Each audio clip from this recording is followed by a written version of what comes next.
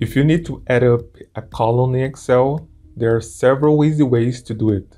In this video, I will show you 5 simple methods. So let's get started. The first method is the most common one, the sum function. Click the cell where you want the result, type an equal sign, then sum, open parentheses, select the cells you want to add, close parentheses, and press enter. Excel will calculate the total right away. The second method is even faster. Click the cell below your numbers and press Alt equals on your keyboard. Excel will automatically insert the sum function and select the range for you.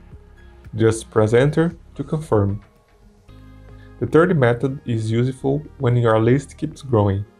Instead of selecting a fixed range, you can sum the entire column. Type equal sign, sum, open parentheses, A, close parentheses. This tells Excel to add all the values in the column A. If you need to add new numbers later, they will be included automatically. Another quick option doesn't even require a formula. Simply select the numbers in the column and look at the status bar at the bottom of Excel. You will instantly see the sum of the select cells. Depending on your settings, you may also see the average and the count. Finally, if you are working with data table, then there's an even better solution. Select your data and press Ctrl T to convert it into an Excel table. Then go to the Table Design tab and enable Total Row.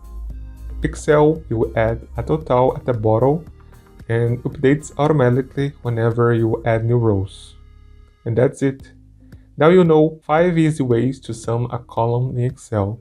Choose the one that works best for your spreadsheet and you'll save time every day.